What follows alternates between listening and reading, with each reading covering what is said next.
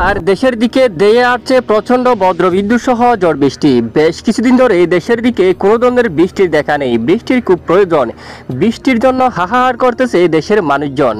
এবার দেশের দিকে ধেয়ে আসতে চলছে ব্যাপক বজ্রবিদ্যুৎ সহ ঝড় বৃষ্টি। প্রিয় দর্শক বন্ধুরা, সবাই কেমন আছেন? চলে আসলাম আজকের গুরুত্বপূর্ণ আবহাওয়ার আপডেট নিয়ে।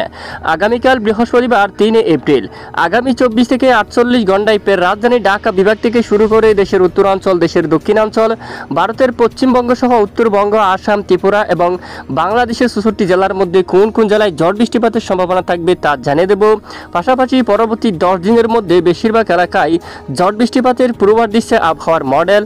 কোন কোন জেলায় ঝড় বৃষ্টিপাতের সম্ভাবনা থাকবে সম্পূর্ণ বিস্তারিতভাবে জানিয়ে দেবো। জানতে হলে ভিডিওটি না টেনে শেষ পর্যন্ত দেখবেন। ভালো লাগলে লাইক করবেন। সবার আগে গুরুত্বপূর্ণ আবহাওয়ার লেটেস্ট আপডেট পেতে চ্যানেলটি সাবস্ক্রাইব করে পাশের বেল বাটনে ক্লিক করে রাখবেন। আর ভিডিওটি আপনি কোন জেলা থেকে সরাসরি লাইভ দেখছেন কমেন্ট করে জানিয়ে দিন। দর্শক বন্ধুরা, প্রথমে আমরা সরাসরি লাইভ স্যাটেলাইট ইমেজের উপর চলে যাব। বর্তমান উপগ্রহ চিত্রমোড আমরা দেখতে পাচ্ছি দেশের বেশ কিছু এলাকায় আকাশ পরিষ্কার এবং ব্যবসা ঘুমট গরমে কিন্তু রয়েছে দেশের বেশ কিছু অঞ্চল জুড়ে। ইতিমধ্যে রংপুর বিভাগ থেকে শুরু করে ময়মনসিংহ বিভাগের অধিকাংশ এলাকায় মেঘের আনাগোনা দেখা যাচ্ছে। দেখুন, ময়মনসিংহ এবং ফুলপুর অঞ্চলে বাঘমারা এবং এর আশেপাশে এলাকায় কিন্তু প্রচণ্ড মেঘলা আকাশ রয়েছে।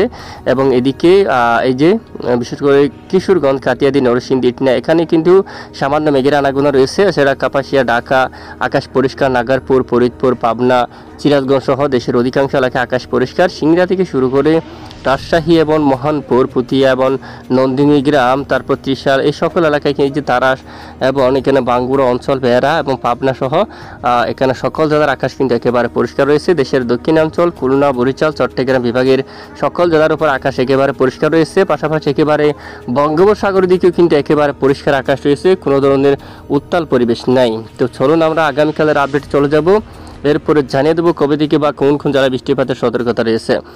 আগামীকাল বৃহস্পতিবার 3 এপ্রিল নাগাদ সকাল থেকে যদি আমরা একটু দেখি, প্রথমে যে সকাল সকাল একেবারে কিছুটা মেঘের আনাগোনা থাকতে পারে দেশের দক্ষিণ উপকূলীয় অঞ্চলে, যেমনটা চৌমুহনী এই এলাকার দিকে, তারপর নোয়াখালী এখানে, তারপর এখানে চাগলনাইয়ার দিকে, তারপর সাবরুম এই এলাকার দিকে এবং এখানে মিরসরাই, ফেনী এই অঞ্চল দিয়ে কিন্তু আকাশ মেঘাচ্ছন্ন হতে পারে। কিছুটা ঝাপসা থাকতে পারে একেবারে সকাল সকাল পরিচিত উপজেলা চট্টগ্রাম এবং এদিকে সাতকানিয়া, কুতুবদিয়া, কক্সবাজার, চকরিয়া, মহেশখালী, টেকনাফ, উকিয়া, চানমাটিং একেবারে সকাল সকাল আকাশ মেঘাচ্ছন্ন। এরপর আবার আকাশ কিন্তু পরিষ্কার হতে পারে, বৃষ্টিপাতের সম্ভাবনা নেই। আগামী 24 ঘন্টায় দেশের দক্ষিণাঞ্চলে খুলনা, বরিশাল, চট্টগ্রাম বিভাগের কোথাও বৃষ্টিপাতের সম্ভাবনা নেই। দক্ষিণা বাতাস থাকতে পারে। দেশের মধ্য অঞ্চল, রাজধানী ঢাকা বিভাগের সকল জেলার আকাশে কিন্তু পরিষ্কার থাকবে। একদম বিকেল বা রাতে আকাশ আংশিক মেঘলা হতে পারে। সকালে আকাশ পরিষ্কার থাকতে পারে ঢাকা এবং এর আশেপাশের সকল জেলাগুলোর উপর। শিবালয়, দোহার, ফরিদপুর, মুন্সিগঞ্জ, হোমনা, ব্রাহ্মণপাড়া, কুমিল্লা সহ আগরতলা, ব্রাহ্মণবাড়িয়া এই যে মাঝামাঝি অঞ্চলে আকাশ পরিষ্কার থাকতে পারে। আলমডাঙ্গা, মেহেরপুর, দামোহদ অঞ্চল, তারপর এখানে বেড়ামরা, পাবনা আকাশ পরিষ্কার থাকবে। বাঙ্গুড়া, বেড়া এলাকায় টাঙ্গাইল আকাশ পরিষ্কার থাকবে এবং এদিকে কালেহাটি অঞ্চল, তারপর এখানে বালুকা অঞ্চল, ত্রিশাল এবং ময়মনসিংহ, ফুলপুর উত্তরাঞ্চলের আকাশ কিন্তু পরিষ্কার থাকতে পারে। আগামীকাল রংপুর, দিনাজপুর, ঠাকুরগাঁও, পঞ্চগড়, বিশেষ করে যে লালমনিরহাট, জলঢাকা, সাইদপুর, কারলে, ঠাকুরগাঁও, পীরগঞ্জ, বৌদ্ধা, দেবীগঞ্জ সকল এলাকায়, শীতলকুচি, দিনহাটা এই এলাকায় আকাশ পরিষ্কার থাকতে পারে। সকাল থেকে রাত পর্যন্ত বেশ কিছু এলাকায় আকাশ পরিষ্কার থাকবে এবং বিকেল 5টার সময় মেঘলা হতে পারে আকাশ। রংপুরের এদিকে, দিনাজপুরের দিকে, তারপর এদিকে বিরামপুরের দিকে, পীরগঞ্জের দিকে, শিলিমারি এবং এদিকে লালমনিরহাট, জলঢাকা, শীতলকুচি, দিনহাটা এখানে অধিকাংশ এলাকায় আকাশ কিন্তু মেঘাচ্ছন্ন হতে পারে। আপাতত মেঘাচ্ছন্ন হলেও বৃষ্টিপাতের তেমন সম্ভাবনা কিন্তু নেই। এবং এরপরে শুক্রবার 4 তারিখ নাগাদও একই ধরনের আপডেট কিন্তু দেখা যাচ্ছে।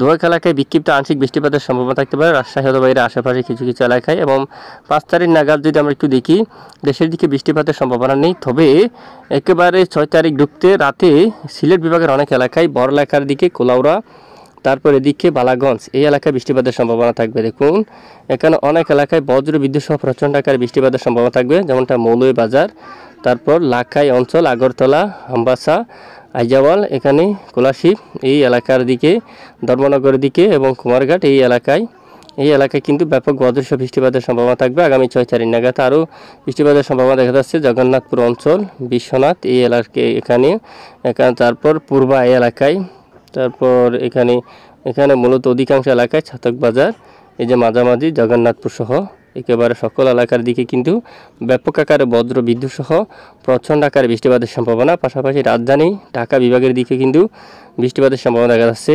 রায়পুর, তারপর মাদারীপুর এদিকে, চাঁদপুর এলাকায়, তারপর এদিকে দেখুন বুরু এই এলাকার দিকে, তারপর এদিকে রয়েছে জাঞ্জিরা এই এলাকার দিকে, মাওয়ার দিকে রয়েছে এখানে মুন্সিগঞ্জের দিকে। সকল এলাকায় কিন্তু বিক্ষিপ্ত আকারে বজ্র বিদ্যুৎ সহ প্রচণ্ড আকারে বৃষ্টিপাতের সম্ভাবনা কিন্তু দেখা যাচ্ছে। তো এরপরে নতুন করে যে বৃষ্টিপাত আসতে আসছে দেশের দিকে আগামী 10 তারিখের পর থেকে দেখুন 11 তারিখ থেকে এই ঝড় বৃষ্টিপাতের সম্ভাবনা কিন্তু দেখা যাচ্ছে বেশিরভাগ এলাকা জুড়ে। তখন কিন্তু প্রথমেই বৃষ্টিপাতের সম্ভাবনা সবচেয়ে বেশি দেশের উত্তরাঞ্চলের দিকে।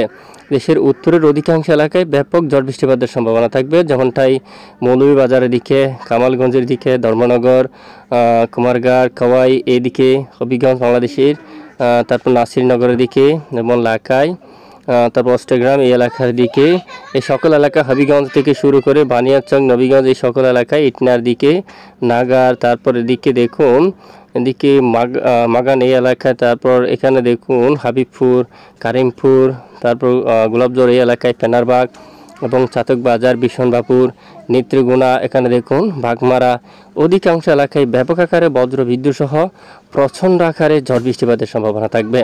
এবং 11 তারিখ থেকে আরও বিভিন্ন এলাকায় বিক্ষিপ্ত ঝড় বৃষ্টিপাতের সম্ভাবনা থাকবে।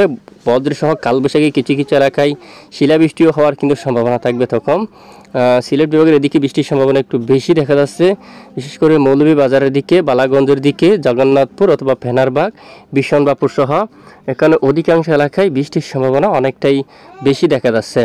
এছাড়া দেশের দক্ষিণাঞ্চলে তখন বৃষ্টির সম্ভাবনা কম রয়েছে অলরেডি।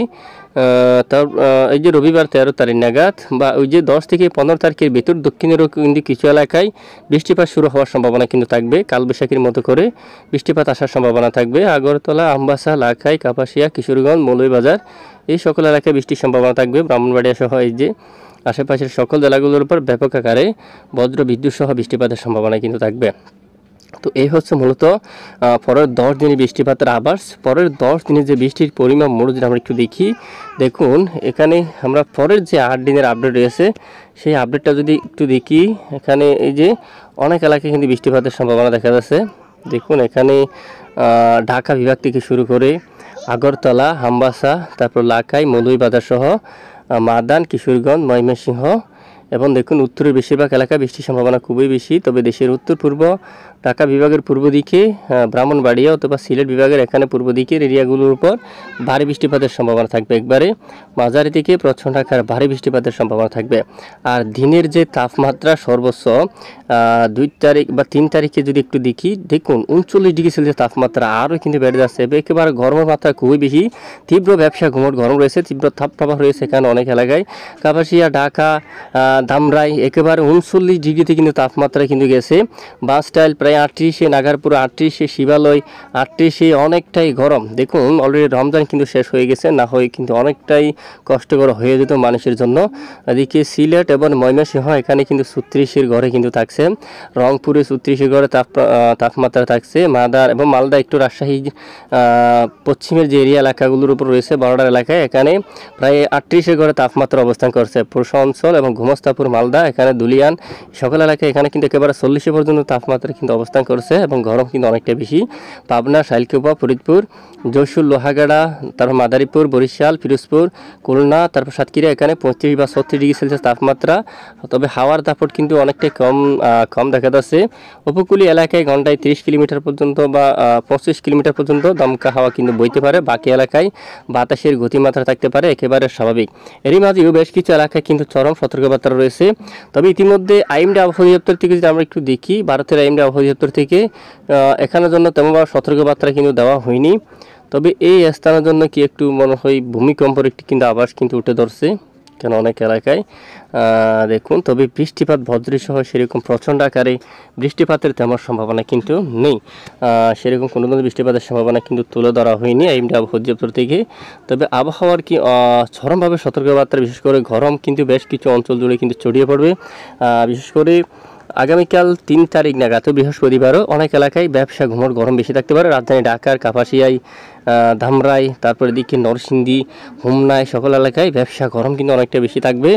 তারপর এদিকে দেখুন আগরতলা, এখানে নাসিরনগর, হাবিগঞ্জ, কিশোরগঞ্জ সহ এখানে তারপর মাদান, সরিষাবাড়ি, বাগমারা, উত্তর গাইবান্ধায় সকল এলাকায় কিন্তু ব্যবসা ঘুমোর গরম কিন্তু অনেকটা বেশি থাকতে পারে।